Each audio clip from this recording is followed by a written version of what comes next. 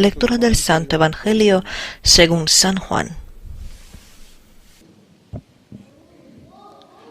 En aquel tiempo dijo Jesús a Nicodemo: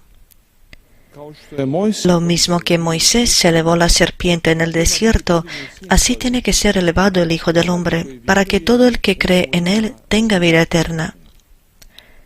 Tanto amó Dios al mundo, que entregó a su Hijo único, para que no perezca ninguno de los que creen en él, sino que tengan vida eterna.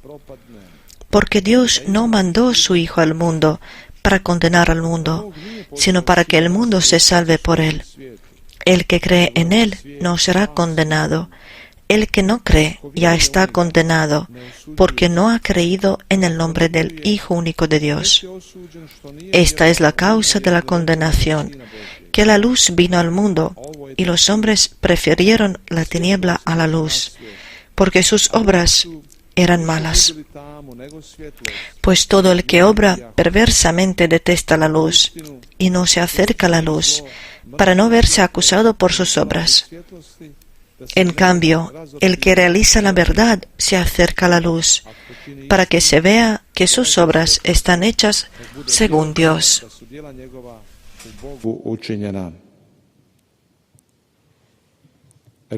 Palabra del Señor.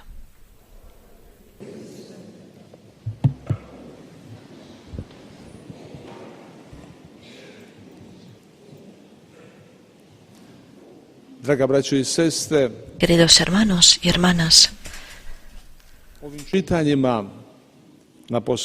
con estas lecturas, especialmente en el Evangelio y en la segunda lectura que escuchamos, se nos revela la voluntad de Dios. Se nos revela quién es Dios en sí. ¿Qué es lo que Él quiere? ¿Cuáles son sus intenciones con el hombre? ¿Cuál es su voluntad? Yo he escuchado a algunos preguntar: ¿cómo Dios puede ser tan cruel, que ha mandado a su Hijo a sufrir, lo ha sacrificado para que sufra, que muera en la cruz? ¿Cómo Dios puede ser tan cruel? Una vez me hicieron una pregunta así, y yo lo estaba pensando. Claro, esa persona no entendió y todavía no ha conocido la voluntad de Dios. ¿Qué es la voluntad de Dios? Hemos escuchado que Dios quiere que ninguno de los que creen en Él perezcan, sino que tengan la vida eterna. Eso es la voluntad de Dios. Dios no mandó su Hijo al mundo para juzgar al mundo, sino que para que el mundo se salve por Él. Eso es la voluntad de Dios. Dios quiere salvar al hombre. Y el precio de eso es sacrificarse a sí mismo. Se da a sí mismo por nosotros, para salvarnos, para ayudarnos, para que tengamos la vida eterna, que vivamos con Él eternamente. Eso es su voluntad. Yo he utilizado esta imagen a esa persona que me hizo la pregunta. Yo he dicho: imagínate una madre que está al lado del río y su hijo cayó al río. ¿Qué va a hacer? ¿Qué va a hacer la madre? Va a saltar. Si hace falta, va a saltar al río. Se va a sacrificar a sí misma, va a pagar el precio, va a arriesgar su vida solamente para salvar a su hijo. Y así Dios se da a sí mismo para salvar a nosotros. Se sacrifica a sí mismo para que nosotros tengamos la vida eterna. Y eso es el amor, hermanos y hermanas. Así es el amor de Dios. Dios tiene muchas razones para no ayudar al hombre. Tiene muchas razones de volverse del hombre, dejarlo a sí mismo. Pero los argumentos del amor de Dios son mucho más fuertes que todos los demás argumentos que se ofrecen. Dios ama al hombre. Ese es el argumento. para ayudarlo. Dios ve en el hombre su criatura y encuentra los argumentos para salvarlo. Recordemos cuando Jesús viene a Zaqueo. La gente dice, ha venido a casa de un pecador. Ellos encuentran un argumento por qué Jesús no debía entrar en la casa de Zaqueo, porque Zaqueo es un pecador. Y Jesús encuentra un argumento por qué ha venido a su casa. Y dice Jesús, porque él también es el hijo de Abraham, por eso ha entrado a su casa.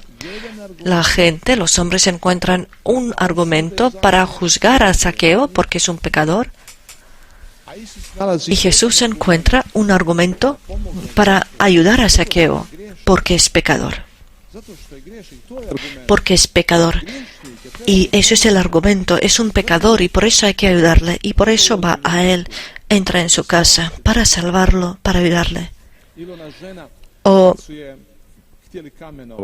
esa mujer, cuando la querían apedrear, los hombres encuentran un argumento para condenar a la mujer, para matarla. Y eso es porque ella ha pecado. Y Jesús encuentra un argumento para salvarla. Porque no solamente ella ha pecado, sino también todos aquellos que han levantado la piedra. Ellos también son pecadores, pero Dios no juzga al hombre. Dios no quiere la muerte del hombre, sino lo quiere salvar, quiere ayudarle. Hermanos y hermanas, la causa está en el corazón. ¿Por qué nosotros a veces no queremos saludar a alguien? ¿Por qué no queremos hablar con alguien? ¿Por qué hablamos mal de alguien? La causa está en el corazón, porque es estrecho. Y luego encontramos unos argumentos. ¿Por qué no lo hacemos? ¿Por qué no hablamos con alguien? ¿Por qué no saludamos? Porque el corazón es estrecho, es duro. Porque en el corazón no hay amor. Si hubiera amor en el corazón, nosotros encontraríamos un argumento, una razón para saludar. Si hubiera amor en el corazón, entonces nosotros podríamos hablar con alguien. Si hubiera amor en el corazón, podríamos perdonar. Encontraríamos una pequeña razón, pero suficiente para perdonar. Y cuando no hay amor, como dice la Virgen, si no tenéis amor, nada es posible. Y si tenéis amor, todo es posible. Jesús dice, para que ninguno de los que creen en Él perezca, sino que tenga vida eterna. La fe. Dios, hermanos y hermanas, no manda a nadie al infierno. Dios no tira al infierno a nadie, porque eso no es su voluntad. Su voluntad es salvar al hombre, ayudarle. Pero igualmente, Dios no fuerza a nadie a ir a la vida eterna, tener la vida eterna. No obliga a nadie, sino nos dio la libertad, para que en la libertad podamos decidirnos por Él. Y eso lo ha hecho porque nos ama. El amor es así. El amor da la libertad para que podamos decidirnos también contra de Él. Y eso es el riesgo. Pero así es el amor. La fe, hermanos y hermanas, es una elección. La fe nos da la libertad para poder decidirnos para Dios, para poder elegirlo, para poder apoyarnos en Él.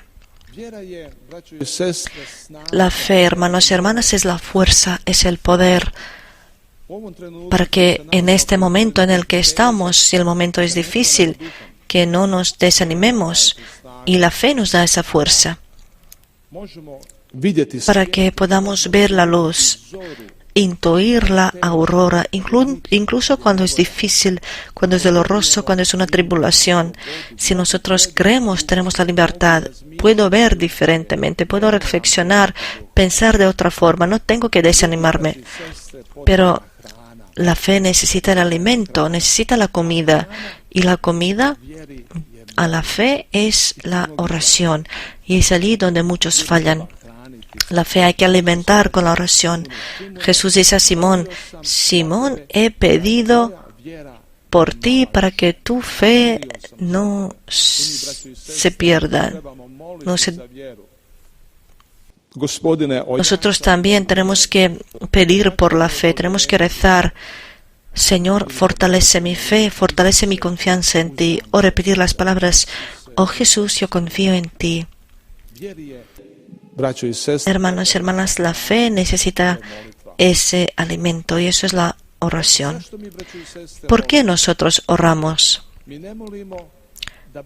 No oramos para informar a Dios. La oración no es informar a Dios, porque sabe vuestro Padre del cielo todo lo que necesitáis, incluso antes de que lo pidáis.